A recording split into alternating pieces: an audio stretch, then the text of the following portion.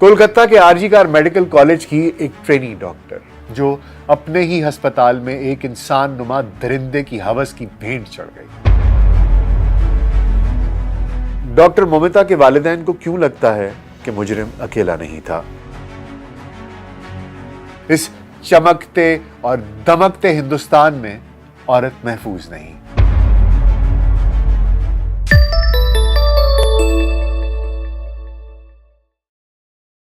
BLC podcast पे doctor Nasir bag के साथ आपकी खिदमत में हाजिर हैं। अस्सलाम वालेकुम। हालिया इलेक्शन में मोदी का नारा था विकास यानी तरक्की, लेकिन इस तरक्की ने गांधी के हिंदुस्तान और नेहरू के इंडिया को नफरत, तासुब और तशद्दुद की एक तारीक खाई में धकेल दिया है। ये खाई पहले अक़लियतों का मक्तल थी, लेकिन आज उस तारीक खाई से एक औरत की सिसकियां सुनाई दे रही हैं। ये सिसकती आवाज है डॉक्टर मोमिता देबुनाथ की। कोलकाता के आरजी कार मेडिकल कॉलेज की एक ट्रेनी डॉक्टर जो पहले से एक एमबीबीएस डॉक्टर थी और पोस्ट ग्रेजुएशन के बाद वहां पर ट्रेनिंग कर रही थी, जो अपने ही अस्पताल में एक इंसान नुमा दरिंदे की हवस की भेंट चढ़ गई। डॉक्टर मोमिता इस दुनिया से दूर चली गई, इस दरिंदगी से, इस वहशत से कहीं दूर। लेकिन उसकी दर्द भरी आवाज आज हिंदुस्तान ही नहीं, पूरी दुनिया को सुनाई दे रही है। वो चीख चीख कर बता रही है कि हिंदुस्तान तरक्की करते करते अब शाइनिंग इंडिया बन गया है। इस चमकते और दमकते हिंदुस्तान में औरत महफूज नहीं। घर हो या दफ्तर, पार्क हो या भीड़ से भरा बाजार, बस हो या ट्रेन, पूरब से पश्चिम, उत्तर से दक्कन तक, औरत कहीं महफूज नहीं है। डॉक्टर मोमिता का मुजरिम पकड़ा जा चुका है, कानून की हिरासत में है, लेकिन उसका नौहा आज हिंदुस्तान की गली गली में गूंज रहा है। उसका दर्द हर दर्द दिल रखने वाला महसूस कर रहा है। हर हिंदुस्तानी हिंदुस्तान के कानून की मजबूरियां और सियासत की चालबाजियां अच्छे से जानता है। इसीलिए तो हिंदुस्तान में मसीहाई आजकल जुज़वी तौर पर मुअत्तल है। पूरा हिंदुस्तान इन मसीहाओं का हम आवाज है। गोवा से लेकर दिल्ली तक, बंगाल से लेकर मुंबई तक, केरला से कश्मीर तक, पूरे इंडिया में डॉक्टर सड़कों पर इंसाफ मांग रहे हैं, तहफ़्फ़ुज़ मांग रहे हैं भारत सरकार से, ताकि मुस्तकबिल में कोई औरत, कोई डॉक्टर इस दर्द से ना गुजर सके जिससे डॉक्टर मोमिता गुजरी। 31 साल डॉक्टर मोमिता देबुनाथ मगरबी बंगाल की राजधानी कोलकाता के बीचों बीच वाक़े आरजी कार मेडिकल कॉलेज, जो कि 1880 में तामीर हुआ, उस अस्पताल में अपनी पोस्ट ग्रेजुएट की हाउस जॉब कर रही थी। 9 अगस्त की रात जब वो मुसलसल 36 घंटे ड्यूटी कर चुकी, तो रात 2 बजे उन्होंने अपने साथी डॉक्टर्स के हमरा खाना खाया। उनके साथ उनके 4 और साथी मौजूद थे और वो टेलीविजन के ऊपर सेमिनार रूम में ओलंपिक्स देख रही थी। उस रात जेवलिन थ्रो का मुकाबला था और वो हिंदुस्तान के नीरज चोपड़ा को सपोर्ट कर रही थी, इस उम्मीद के साथ कि नीरज हिंदुस्तान के लिए गोल्ड लेकर आएगा। नीरज ने सिल्वर मेडल हासिल किया। मुकाबला खत्म हुआ और बाकी के 4 कुलीग्स उठकर चले गए। मोमिता ने उधर सेमिनार रूम में ही कुछ देर आराम करने का फैसला किया। उसकी वजह यह थी कि पूरे अस्पताल में औरतों के लिए, ख़वातीन डॉक्टर्स के लिए कोई कॉमन रूम नहीं था, इसलिए उसे सेमिनार रूम में ही सस्ताना पड़ा, जो कि एक प्रैक्टिस है। रात 3 बजे के करीब एक ट्रेनी डॉक्टर उसके पास आया और उसने कोई रिपोर्ट उसको दिखाई। ये आखिरी दफ़ा है जब उसको जिंदा देखा गया। उसके बाद वो डॉक्टर वापस चला गया और फिर थोड़ी देर सस्ताने के लिए कॉलेज के सेमिनार हॉल में ही वो सो गई, जहां से सुबह उनकी तशद्दुद ज़दा लाश मिली, जो कि नीम बरहना हालत में थी और पोडियम के करीब पड़ी थी। बदकिस्मती ये थी کہ پورے ہسپتال میں مسلسل ڈیوٹی کرنے والی ڈاکٹرز کے لیے کوئی ریسٹ روم تھا ہی نہیں. کوئی ایک کمرہ ایسا نہیں تھا جہاں خواتین ڈاکٹرز کچھ دیر کے لیے آرام کر سکیں. یہی وجہ تھی کہ ڈاکٹر مومتا نے تھوڑی دیر نیند لینے کے لیے ہسپتال کے سیمینار ہال کا انتخاب کیا, جہاں نہ کوئی سی سی ٹی وی کیمرہ تھا اور نہ ہی سیکیورٹی کا کوئی اور انتظام. اب پولیس چاہے پاکستان کی ہو یا ہندوستان کی, مزاج ان کا ایک سا ہے. عام طور پر انہیں سامنے بیٹھا مجرم بھی دکھائی نہیں دیتا, لیکن جب مجرم پکڑنا ہو تو اسے پاتال سے بھی ڈھونڈ نکالتے ہیں. ڈاکٹر مومتا کے کیس میں بھی کچھ ایسا ہی ہوا. شام سے پہلے لال بازار تھانے کی پولیس نے اس درندے کو ڈھونڈ نکالا جس نے ایک مسیحا کی عزت پامال کی تھی. اسے موت کی وادی میں دھکا دیا تھا. ڈاکٹر مومتا کی بظاہر کسی سے کوئی دشمنی بھی نہ تھی اور ان کی لاش کے قریب سے پولیس کو صرف ایک ٹوٹا ہوا ہیڈ فون ملا تھا, وائرلیس ہیڈ فون. پولیس نے ہسپتال کی داخلی دروازے اور ایمرجنسی کی سی سی ٹی وی فوٹیج دیکھی تو انہیں ایک شخص دکھائی دیا جس کے گلے میں وہی وائرلیس ہیڈ فون لگے ہوئے تھے. وہ شخص کوئی اجنبی نہیں تھا بلکہ پولیس کا اپنا رضاکار تھا جس کا نام سنجے رائے تھا. وہ ایک تربیت یافتہ باکسر جو اکثر اوقات ہسپتال میں عملے کی معاونت کے لیے آتا تھا.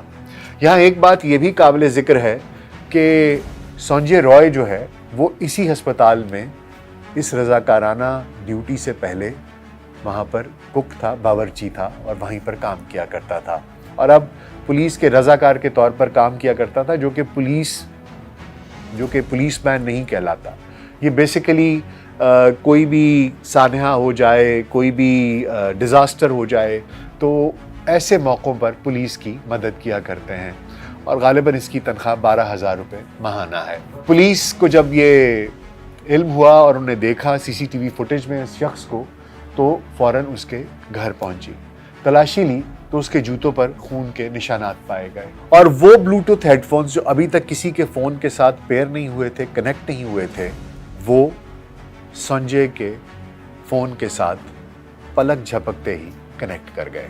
اس طرح کی وارداتوں کے ہر مجرم کی طرح ڈاکٹر مومتا کے مجرم نے بھی نوشتہ دیوار پڑھ لیا, بلا ہیل و حجت اپنے جرم کا اقرار کر لیا. اس نے پولیس کو بتایا کہ 9 اور 10 اگست کی درمیانی رات وہ کئی بار ہسپتال میں داخل ہوا. اس نے پہلی دفعہ شراب پی رکھی تھی اور وہ رات کو شاید 11-12 بجے کے قریب ہسپتال پہنچا اور کچھ دیر کے بعد واپس نکل آیا. اس نے پھر سے شراب پی اور پھر رات کو وہی 3-4 بجے کے قریب ہسپتال میں دوبارہ داخل ہوا. سیمینار روم جہاں ڈاکٹر مومتا سستا رہی تھیں, سو رہی تھیں, یہ بھی 4 بجے وہیں پہنچ گیا. واردات کے بعد وہ گھر آیا اور سکون سے سو گیا. سو کر اٹھا تو سب سے پہلے اس نے اپنے خون آلودہ کپڑے دھوئے. سنجے رائے کو معلوم ہے کہ اس کا جرم کتنا بھیانک ہے, اسی لیے تو وہ کہہ رہا ہے کہ اگر اسے موت کی سزا بھی دے دی جائے تو اسے ملال نہ ہوگا.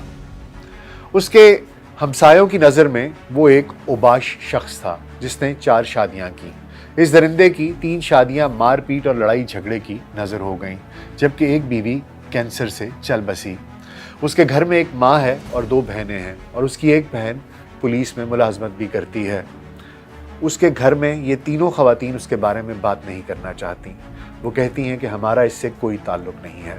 اگر پولیس یا حکومت یا عدالت اسے موت کی سزا بھی سنا دیں تو ہم اس کی شکل بھی نہیں دیکھنا چاہیں گے. اس کے موبائل فون سے بھی وہی مواد ملا ہے جو اس طرح کے ہر مجرم کے موبائل سے برآمد ہوتا ہے. سنجے رائے اوباش تھا, بدماش تھا, نفسیاتی مریض تھا, لیکن سنجے رائے نے پولیس کو دیکھتے ہی اپنا جرم تسلیم کر لیا. پھر بھی اس واقعے سے جڑے دیگر کردار ابھی تک اپنی غلطی تسلیم کرنے کی بجائے ہٹ دھرمی پر اترے ہوئے ہیں, چاہے وہ اسپتال کی انتظامیہ ہو یا مغربی بنگال کی حکومت. ہر ادارہ دوسرے ادارے کی پردہ پوشی کر رہا ہے. یہ گھناؤنا کھیل 10 اگست کی صبح 6 بجے ہی شروع ہو گیا تھا, جس وقت ڈاکٹر مومتا کی لاش ملی. پولیس سے لے کر ہسپتال کی انتظامیہ تک, محکمہ صحت سے لے کر مغربی بنگال کی حکومت تک, سب کے سب یکسو ہو کر معاملہ دبانے میں لگ گئے. اس گھناؤنے کھیل کی پہلی چال چلی آر جی کار کالج کے اسسٹنٹ سپرنٹینڈنٹ نے, جنہوں نے سب سے پہلے ڈاکٹر مومتا کے والدین کو فون کر کے یہ بتایا کہ ان کی بیٹی کی طبیعت بہت زیادہ بگڑ گئی ہے۔ اور اس کی کچھ ہی دیر بعد انہوں نے دوبارہ ڈاکٹر مومتا کے والدین کو فون کال کی اور انہیں بتایا کہ ان کی بیٹی نے ہسپتال میں خودکشی کر لی ہے۔ وہ بھاگے بھاگے ہسپتال پہنچے تو پولیس نے 3 گھنٹے تک انہیں لاش کے قریب نہ جانے دیا اور زبردستی ایک کمرے میں بٹھائے رکھا۔ FIR کے اندراج کا موقع آیا تو زیادتی کی بجائے صرف موت کی FIR درج کی گئی۔ مظلوم والدین نے احتجاج کیا تو انہیں یہ کہہ کر ٹرخا دیا گیا کہ جب پوسٹ مارٹم رپورٹ آئے گی تب دیکھا جائے گا۔ RG کار میڈیکل کالج کے پرنسپل ڈاکٹر گھوش نے تو ظلم اور بے حسی کی انتہا کر دی۔ اپنی بیٹیوں جیسی طالبہ اپنی ہی ادارے میں درندگی کی بھینٹ چڑھ گئی، اور جب میڈیا نے ان سے سوال کیا کہ ہسپتال کی سیکیورٹی اور ڈاکٹروں کے تحفظ کے مطابق ان کا کیا کہنا ہے، تو ڈاکٹر گھوش نے دل دہلا دینے والا جواب دیا۔ بجائے اس کے کہ وہ افسوس کا اظہار کرتے، مستقبل میں ایسے واقعات سے بچاؤ کا کوئی راستہ بتاتے، کہنے لگے مومتا کو کس نے رات گئے اکیلے سیمینار ہال میں جانے کا مشورہ دیا تھا؟ وہ خود گئی تھی، اور وہاں جو ہوا اس کا ذمہ دار کوئی اور نہیں بلکہ خود مومتا ہے۔ پروفیسر گھوش کے ان ریمارکس نے جلتی پر تیل کا کام کیا۔ کولکتہ کیا پورے ہندوستان میں جو لاوا ابل رہا تھا وہ پھٹ پڑا۔ پروفیسر گھوش کو عہدے سے استعفیٰ دینا پڑا، لیکن عین اسی وقت مغربی بنگال میں ممتا بینرجی کی سرکار فوراً ان کی مدد کو دوڑی چلی آئی اور انہیں ایک دوسرے کالج میں ٹرانسفر کر دیا گیا۔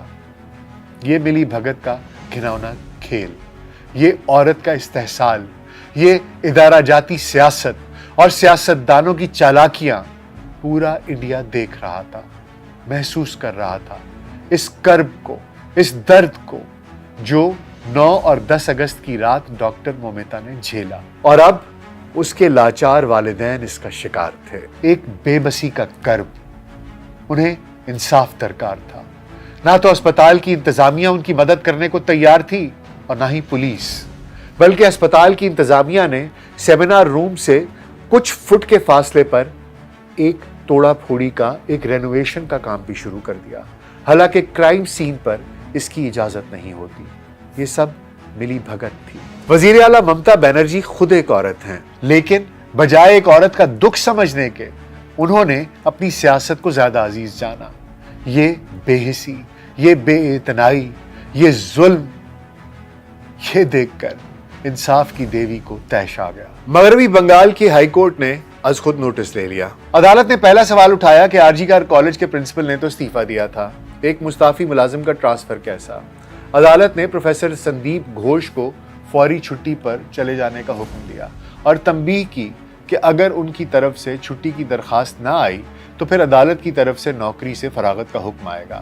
عدالت نے ڈاکٹر مومتا کے والدین کے تحفظات بھی سنے اور فوری طور پر مقدمہ پولیس سے لے کر وفاقی تحقیقات ادارے کو سونپ دیا، یعنی کہ CBI کو۔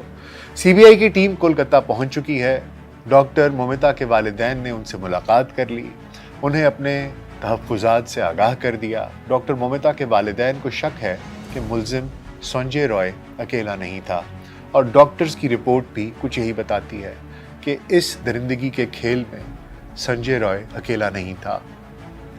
بہت سی ڈیٹیلز ہیں جو میں یہاں پر فی الحال بیان نہیں کرنا چاہتا، لیکن سنجے رائے اکیلا نہیں تھا، کیونکہ کچھ ڈاکٹرز بھی اس کے ساتھ تھے، یہ ان کا شبہ ہے، اور انہیں لگتا ہے کہ ان کی بیٹی سینئر ڈاکٹرز کی سیاست اور ملی بھگت کی بھینٹ چڑھی ہے، اور یہی وجہ ہے کہ ہسپتال انتظامیہ، پولیس اور سرکار معاملہ دبا رہے ہیں۔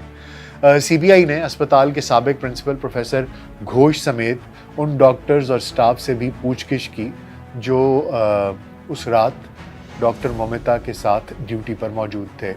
ڈاکٹر مومتا کو انصاف دلانے کے لیے، یہ ملی بھگت کا گھناؤنا کھیل ختم کرنے کے لیے، یہ مفادات کا گٹھ جوڑ توڑنے کے لیے ہندوستان بھر میں 10 لاکھ سے زائد ڈاکٹرز نے ہفتے کے روز سوائے ایمرجنسی کے تمام سروسز معطل کر دی، ہڑتال کر دی، اور انصاف کے لیے، تحفظ کے لیے، جائز سہولیات کے لیے، خواتین ڈاکٹرز کے لیے رات کی ڈیوٹی کے SOPs کے تعین کے لیے ہندوستان میں ڈاکٹروں کی ہڑتال ہے۔ اور ہندوستان میں ڈاکٹروں کی ہڑتال کا सिलसिला दराज हो सकता है। इस हड़ताल के बायस लाचार मरीज मौत के मुंह में जा सकते हैं, लेकिन हिंदुस्तान को हिंदुस्तान के कानून पर एतमाद है, न हिंदुस्तान की सरकार पर।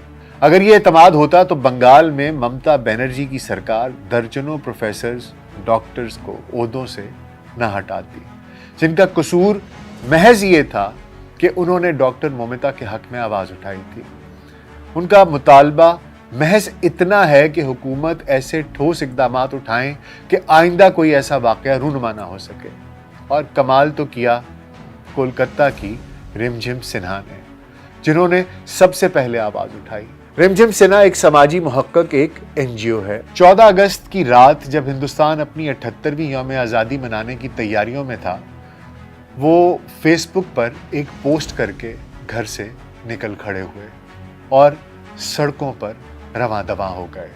पोस्ट थी, रात को वापस अपने इख्तियार में लो, यानी रिक्लेम द नाइट। ये इस्तिलाह इंसानी हुकूक के लिए इस्तेमाल की जाती है, जिसका मतलब है कि ख़वातीन को रात को भी आज़ादाना और महफूज महसूस करने का हक है।